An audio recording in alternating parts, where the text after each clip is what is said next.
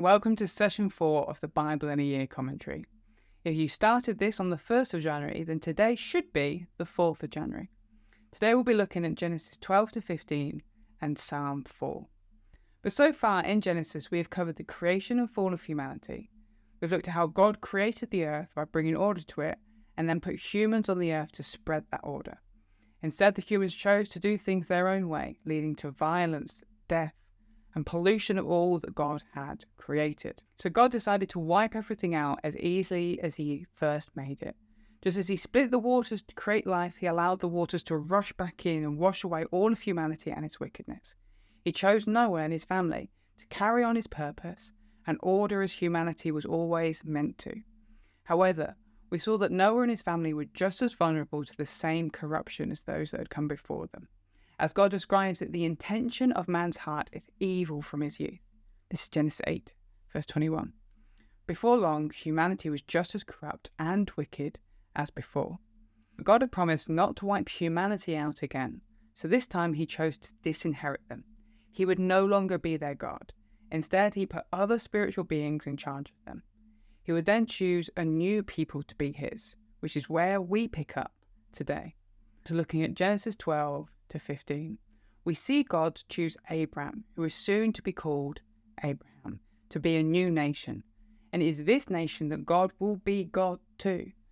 As we will eventually read in Deuteronomy 32, while God divided up the people into nations that his spiritual beings would lead on his behalf, the people of Israel, Abraham's descendants, would be his people, the nations that he looked after. Now you may still be thinking, but that's unfair. What about all the other nations? Well, let's look at the promise God makes to Abraham. He says this in verse 3 of chapter 12, "In you all families of the world will be blessed." It's not 100% clear yet, but here we see the beginning of God's plan to use Abraham's descendants, the Israelites, to be an example to the other nations to guide them back into personal relationship with him. God leads Abraham to the land of Canaan and promises this land to his descendants. And so the rest of Genesis is watching Abraham grow into this family, and then that family grow into a nation. What we learn immediately about Abraham is that he's a flawed human being. Despite God's promise to bless him, Abraham quickly becomes afraid of the growing famine and leaves the land of Canaan and tries to save himself by going to Egypt. Like Adam and Eve, he chooses his own wisdom rather than trusting in God's wisdom.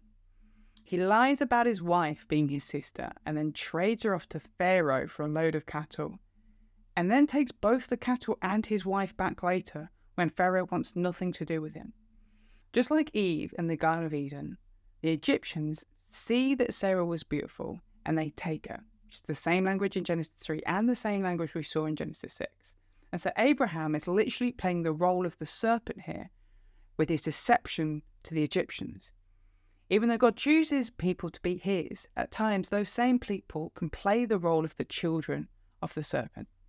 However, God is committed to Abraham despite his flaws and uses Pharaoh to bless Abraham. But because his blessings come out of Abraham's disobedience, it comes with a consequence.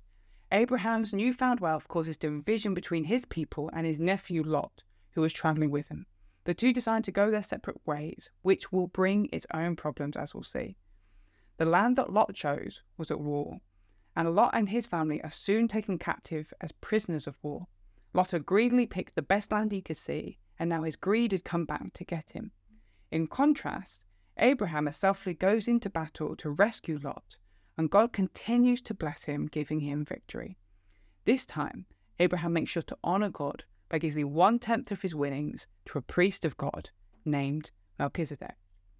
God later confirms that he's going to give Abraham many descendants, and even though Abraham doesn't understand how, the Bible simply says he believes the Lord.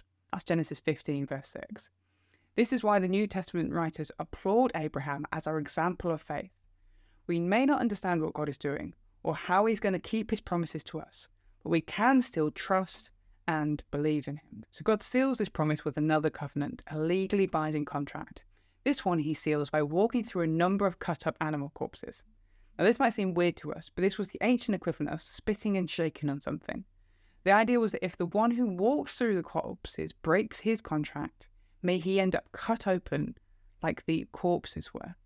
Again, The God of heaven and earth makes a contract with a human where he commits himself to them no matter what they do.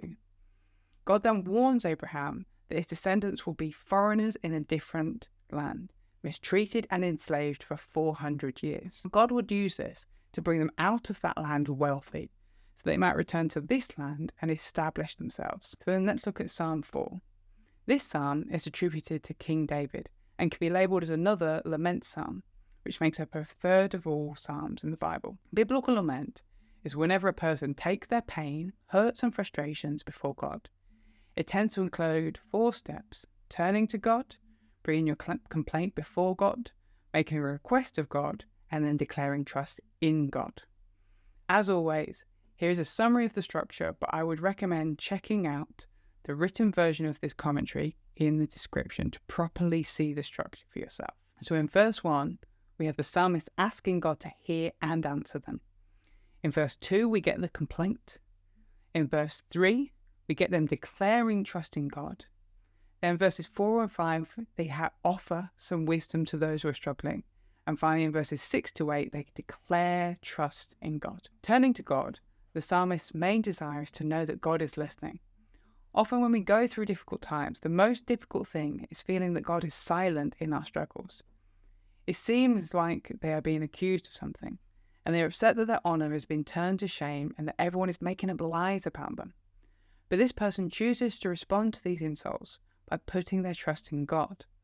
While humans may accuse and lie, God sets those that are his apart and listens to them when they pray. Next, the psalmist gives themselves a pep talk. In the middle of this struggle, it would be very easy to make some poor decisions and do stuff that they shouldn't. Instead, they choose not to respond out of anger, but take themselves away and think through everything properly. They should make sure that they are right before God and put their trust in him.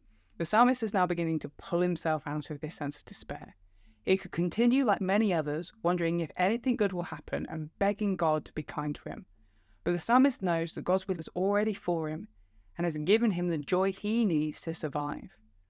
And so to end, the psalmist makes the greatest declaration of trust in God.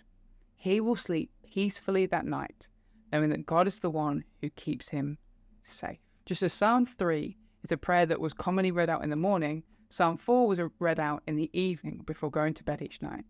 These 2 psalms serve as a reminder of the importance of starting and ending each day with God. It's the greatest way to get through those difficult times. Thanks for joining us today.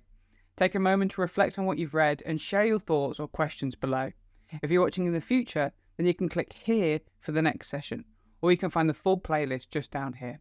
To receive these daily commentaries in your email inbox, subscribe here or via the link in the description below.